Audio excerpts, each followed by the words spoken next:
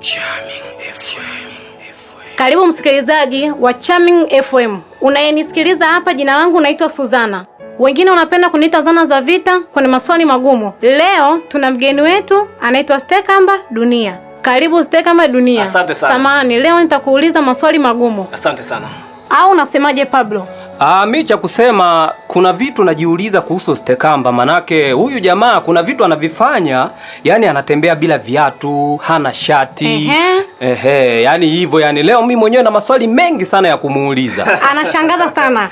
Ni kweli. Sasa Stekamba bwana, jiandae kwa maswali yetu sisi, manake tutakuuliza vitu vingi sana ili utuelekeze. Vitu vingi sana kwa mtazamo wake mwenyewe.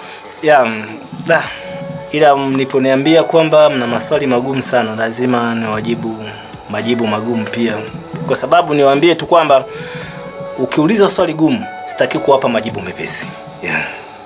Haina tatizo, kwa sababu upo na mtu ambaye anajua kuuliza maswali magumu kama ulivyolijua jina lake, Suzana. Ama Zana za kazi, Zana za Vita. Yani hivyo anamuita hivyo kwa sababu kutokana na maswali yake, na yeyote anayeingia hapa lazima akutane na moto wa Suzana.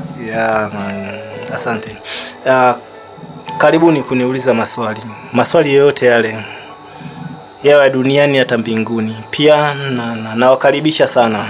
Nadhani yuko tayari kupokea maswali yetu. Niko tayari. Anza wewe Pablo kumuuliza maswali.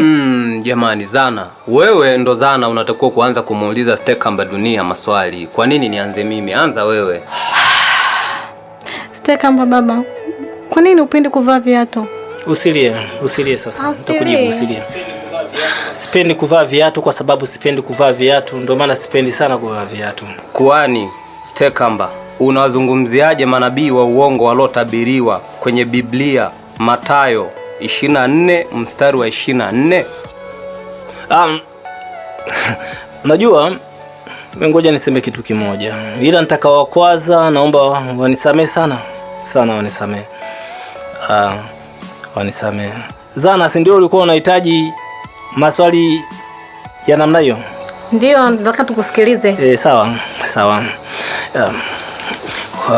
Mathayo 24 kweli walitabiriwa manabii wa uongo. Ila ukimsikia mtu yote anayekwambia kwamba huu ndio wakati wa mwisho, kwa sababu kuna dalili za manabii wa uongo, ni uongo pia, na huyo naye ni muongo. Kwa sababu hao manabii walitabiriwa sio wale manabii wa kufanya miujiza na ishara ambazo hata kuku anaweza akafanya. Sawa?